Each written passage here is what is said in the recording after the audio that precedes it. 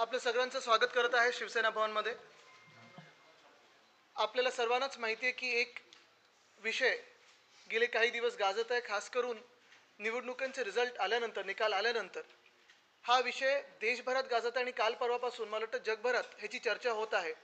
ती म्हणजे EVM किती सुरक्षित आहेत, वापरायला पाहिजेत, नाही वापरायला पाहिजेत, हे इलॉन मस्क त्याच्यावर स्वतः बोलत आहेत. पण त्या विषयामध्ये न जाता, त्या टेक्निकल गोष्टीमध्ये न जाता, मला वाटतं एक सीट जी आपल्या देशभरात आता चर्चेत आहे ती म्हणजे मुंबई उत्तर पश्चिमची. आमचे उमेदवार आणि खरं तर जिंकलेले खासदार अमोल कीर्तीकरजी इथे बसलेले आहेत. त्यांच्या सीटमध्ये 4 तारखेलाच रात्रीपर्यंत आपल्याला माहिती आहे पुढे मागे चाललं होतं. मग 1 मताने जिंकले, मग कधी वाटलं 600 मतांनी जिंकले. मग नक्की सीट आपल्या हातातून गेली कशी, काय गडबड झाली, काय गफलत झाली. आणि त्याच्यानंतर गेले 10 दिवस 5 जून पासून चर्चा सुरू आहे. काल परवाकडे देखील पेपर्समध्ये असेल, बातम्यांमध्ये असेल, आपल्याच माध्यमातून वेगळे वेगळे त्याच्यात रिपोर्ट्स येत आहेत. मग आत फोन कोणी घेऊन गेलं होतं का, कोणाच्या फोन OTP आला होता का, कोणी काही तिथे गडबड करण्याचा प्रयत्न केला का. आपल्या सर्वांना माहिती आहे की हे सगळे विषय घेऊन कोर्टाची लढाई तर सुरू होणारच आहे, कारण ही सीट आम्ही जिंकलेलो आहोत, हक्काची आहे. आणि मुंबईकरांनी जो निकाल दिलेला आहे हुकुमशाहीच्या विरोधात तो जगजाहीर आहे. पण ह्याच्यात जी गडबड झाली आहे त्याच्यात काही टेक्निकल गोष्टी आम्ही आपल्या समोर मांडू इच्छितो. आमच्यासोबत अर्थात शिवसेनेचे नेते आहेत, उपनेते आहेत, आमचे उमेदवार आहेत. पण आज अनिल परब साहेब आपल्याला सर्वांना सांगणार आहेत की काय नक्की झालं तिथे. आणि ह्या निवडणुकीच्या निकालावर आणि निवडणूक आयोग जी आम्ही आधीपासून म्हणजे ह्याच गोष्टीत नाही तर आमच्यासोबत जो निकाल दिला गेला होता, आमच्याबाबत जो निकाल दिला गेला होता, पक्षाच्या बाबत असेल, चिन्हाच्या बाबत असेल, आम्ही सांगितलं होतं की EC म्हणजे इलेक्शन कमिशन नसून एंटायरली कॉम्प्रोमाइज्ड हे असं आहे. देशात काही काही नेते असंही बोलले होते की ते कुठच्या कोणाच्या पक्षाच्या ऑफिसमधून चालतं का, हे देखील संशय होते. आणि आपण विचार करा, हे सगळी गडबड करून देखील इंडिया आघाडी असेल, त्यांनी एवढे चांगले आकडे प्राप्त केलेले आहेत. जर ही गडबड नसती झाली तर सरकार बदललं असतं. तरी देखील ह्याच्यात जास्ती वेळ न घेता मी विनंती करीन अनिल परबजी यांना की जे आपल्याला सांगतील की काय नक्की त्या दिवशी झालं आणि आमचं ऑब्जेक्शन कशावर आहे.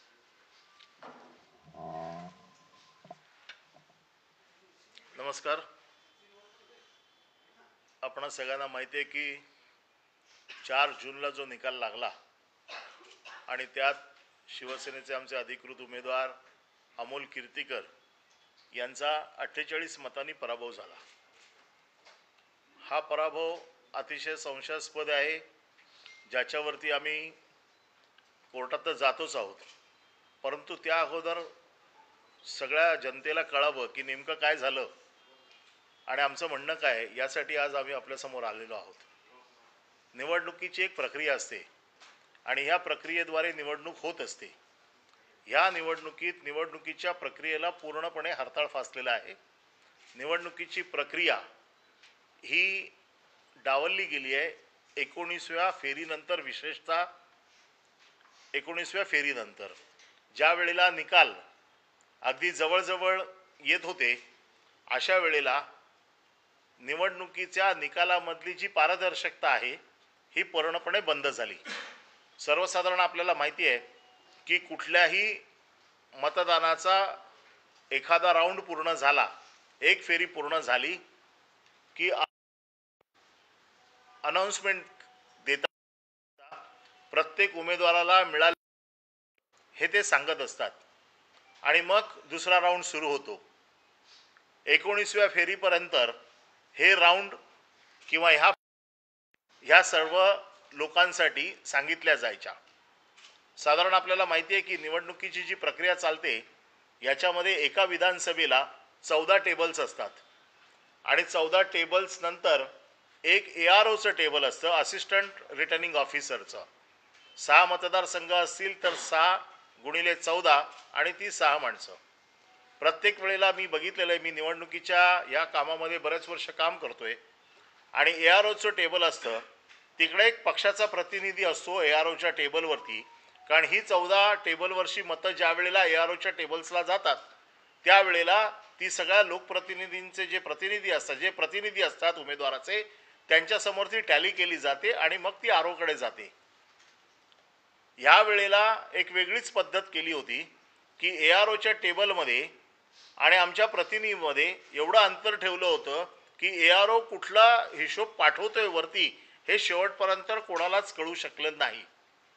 19व्या फेरीपर्यंत राऊंड कळत होते, त्यामुळे आम्हाला लिहिता येत होते की बाबा प्रत्येक फेरीमध्ये किती मतं पडली आहेत. AROच्या टेबलवरनं आम्हाला मतं कळत नव्हती, कारण AROमध्ये आणि आमच्यामध्ये फार अंतर होतं. जाळी होती मध्ये आणि जाळीच्या त्या बाजूला त्यांना बसवलं होतं.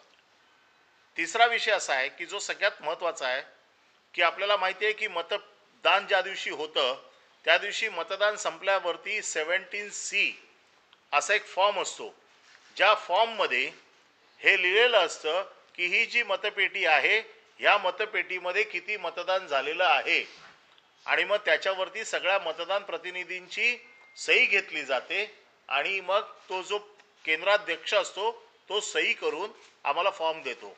हा फॉर्म आम्ही ज्या दिवशी मतमोजणीच्या दिवशी जातो त्यावेळेला टॅली करून बघतो की आमच्या फॉर्मप्रमाणेच ही पेटी आहे की नाही, आणि मग ती पेटी उघडली जाते. आणि दुसरा एक प्रकार असतो की मतं मोजून झाल्याच्या नंतर फॉर्म 17C पार्ट 2 हा एक फॉर्म असतो, जो फॉर्म भरून द्यायचा असतो आणि त्याच्यावरती त्या अधिकाऱ्याने सही करायची असते की माझ्या या पेटीमध्ये किती मतं मोजली गेली आणि त्याची टॅली ही आहे ती दिली गेली. या लोकसभेमध्ये अर्ध्या लोकांना हे फॉर्म दिले आणि बऱ्याच लोकांना हे फॉर्म दिलेच नाहीत. मागणी करून करून देखील हे फॉर्म दिले नाहीत आणि त्यामुळे आमची मतं आणि त्यांची मोजलेली मतं याच्यामध्ये जवळजवळ 650 पेक्षा अधिक मतांचा फरक आलेला आहे. आम्ही वारंवार ही मागणी करतोय की ही मतं आमची 650 आपल्यापेक्षा जास्त आहे. आपण कुठलीही प्रक्रिया राबवलेली नाही. 19व्या फेरीनंतर आपण जाहीर करायचं बंद केलं, ते सरळ 22-23व्या फेरीनंतर एकदम सगळे निकाल वाचले. त्याचबरोबर आम्ही जे फॉर्म 17C2 आपल्याकडे मागतोय ते देखील आपण नाकारलेले आहेत. त्यामुळे मतांमध्ये हा जो मोठा फरक आहे, 650 पेक्षा जास्त मतं ही आमच्या जो टॅली आमची जी टॅली आहे आणि त्यांची टॅली आहे याच्यामध्ये त्याचा फरक येतोय, जो फरक आम्ही आमच्या ऑब्जेक्शनमध्ये लिहिलेला आहे. खरं म्हणजे निवडणूक प्रक्रिया संपताना निवडणूक अधिकाऱ्यांनी विचारायचं असतं की मी निवडणुकीचे निकाल जाहीर करणार आहे, याच्या अगोदर कोणाचं काही ऑब्जेक्शन असेल तर सांगा. अशा प्रकारे कुठल्याही प्रकारचं विचारलं गेलं नाही, कुठल्याही प्रकारची माहिती दिली गेली नाही आणि सरळ निकाल जाहीर करून टाकले. हे एकतर्फी सगळं झालं. हे करत असताना आम्ही रिटर्निंग ऑफिसरचा गोंधळ सगळा बघत होतो. त्यांना वारंवार कोणाचे फोन येत होते याचा साधारण आमच्या बसलेल्या लोकांना अंदाज येत होता. त्यांची धावपळ बघत होते. वारंवार त्या बाथरूमला जात होत्या, तिकडून त्या फोनवरती कोणाशी तरी बोलत होत्या. हे कोणाचे फोन आहेत, काय आहे, याच्या संदर्भातली सगळी माहिती आमच्याकडे येतेच आहे. पण त्याचबरोबर या सगळ्या गोष्टींची आम्हाला उमेदवार म्हणून माहिती मिळणं हे अतिशय गरजेचं आहे.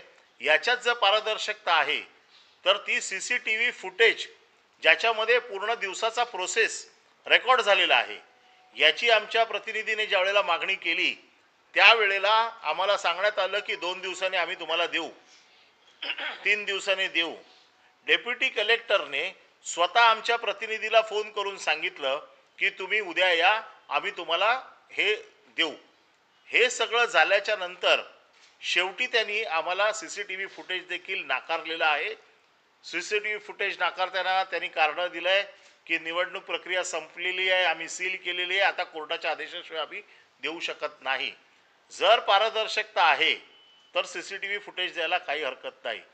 आज जो मोबाईल आतमध्ये वायकरांचे नातेवाईक पडलेकर यांनी जो वापरला याच्या बाबतीतली माहिती आमच्याकडे पूर्णपणे आहे. त्याच्यावरनं कोणाला फोन गेले, कोणाचे फोन त्याच्यावरनं आले याची देखील माहिती आम्हाला मिळालेली आहे. परंतु अचानक घटना घडली 4 जूनला आणि त्याचा गुन्हा दाखल झाला 16 जूनला. 10 दिवस या बाबतीमध्ये कुठलाही गुन्हा दाखल झाला नाही. आमच्या माहितीप्रमाणे या 10 दिवसामध्ये हे मोबाईल पण बदलले गेले अशी आमची माहिती आहे. ती योग्य वेळी आम्ही जाहीर करू. परंतु त्यांनी काल जे आरोनी काल जो खुलासा केलेला आहे पत्रकार परिषद घेऊन. या पत्रकार परिषदेत त्याने असं म्हटलेलं आहे की आम्ही AROला प्राधिकृत केलं होतं की एक मोबाईल वापरायला. त्या गुरव नावाच्या माणसाचा मोबाईल होता. कोणाला प्राधिकृत केलं आम्हाला माहीत नाही. आम्ही पण असिस्टंट AROना विचारलं, त्यांच्याकडे कुठल्याही प्रकारचं याचं उत्तर नाही आहे, कुठल्याही प्रकारची अधिकृत पत्र नाही आहेत. आणि जर तो नियम असेल तर हा नियम हा देशातल्या सगळ्या मतदारसंघामध्ये नियम सारखा असायला पाहिजे. इकडेच फक्त नियम असून चालत नाही. मोबाईल वापरायचा असेल तरी तो कोणी वापरायचा याचा नियम आहे. मग हा गुरव कोण आहे? आणि सगळ्यात महत्त्वाचं की त्यांनी काल असं सांगितलं की आम्हाला एनकोरला डाटा अपडेट करण्यासाठी आम्हाला OTP येतो, या OTP वरनं आम्ही तो डाटा अपडेट करतो. हा फोन ज्या वेळेला सुरेंद्र अरोरा आणखीन शहा यांनी ज्या वेळेला ऑब्जेक्शन घेतलं त्याच्यानंतर तो फोन बाहेर काढून पाठवला, त्या फोन पाठवून दिला. जर हा फोन दुपारी 2 नंतर बाहेर गेला तर त्याच्यानंतरचे जे राऊंड्स होते हे त्यांनी कुठल्या फोनवरनं अपडेट केले, याच्यासाठी कुठला फोन वापरला, याच्यासाठी कोणाला अधिकार दिले होते, या सगळ्याची माहिती आम्हाला मिळाली पाहिजे. ही सगळी माहिती, ही सगळी याच्यामध्ये गडबड आहे. आणि तो फोन जो बाहेर गेला होता, ह्या फोनवरनं बाहेर कोणाकोणाला फोन गेलेले आहेत आणि जो फोन ॲक्च्युली वापरला गेला त्याची टॉवर लोकेशन देखील आमच्याकडे आहे की तो फोन त्यावेळेला कुठे होता. हे सगळे मुद्दे हे गडबडीचे आहेत. हा विजय, हा आमचा झालेला विजय, त्यांनी सरकारी यंत्रणेचा गैरवापर करून त्यांनी हा विजय आमच्याकडनं हिरावून घेतलाय. आरोनचा पूर्व इतिहास तुम्ही तपासून बघा. आरोनच्या वरती कुठल्या कुठले गुन्हे आहेत, कुठल्या कुठल्या केसमध्ये त्या सस्पेंड झालेल्या आहेत, कुठल्या कुठल्या केस, भ्रष्टाचाराची किती प्रकरणं त्यांची सरकारकडे पेंडिंग आहेत, हे सगळं या निमित्ताने तपासून बघितलं पाहिजे. पोलीस अधिकारी देखील ज्या पद्धतीने, कारण मी सतत पोलीस अधिकाऱ्यांना फॉलोअप करतोय की या प्रकरणाचा तपास तुम्ही करतात की नाही. पोलीस अधिकारी आरोवर ढकलतायत, आरो पोलीस अधिकाऱ्यांवर ढकलतायत. हे एकमेकावरती ढकलण्याचं काम आहे. कदाचित त्यांना सरकारने असं सांगितलं असेल तुम्ही काळजी करू नका, तुम्हाला काही होणार नाही, म्हणून कदाचित ते अशा प्रकारचं कृत्य करत असतील. परंतु आमची इलेक्शन कमिशनला विनंती आहे की याच्यामध्ये इलेक्शन कमिशन इन्चार्ज आहे. इलेक्शन कमिशनने सुमोटो याची सगळी चौकशी केली पाहिजे, तक्रार घेतली पाहिजे आणि याच्यावरती कारवाई केली पाहिजे. या सगळ्या प्रकरणाचा आम्ही कोर्टाकडे न्याय मागतोय की आमची मतं जी आमच्याकडे आमचा हिशोब आहे तो तपासून घ्यावा आणि त्या हिशोबाप्रमाणे आम्हाला न्याय मिळावा आणि अमोल कीर्तीकरांना विजयी जाहीर करावं. अशा प्रकारचं पिटिशन आम्ही या येणाऱ्या 1-2 दिवसामध्ये कोर्टात दाखल करू. आणि याच्याबद्दलची टेक्निकल माहिती मी सांगितलं. बाकी आदित्य साहेब आपल्याशी बोलतील. नाही, आपण काही प्रश्न असतील तर.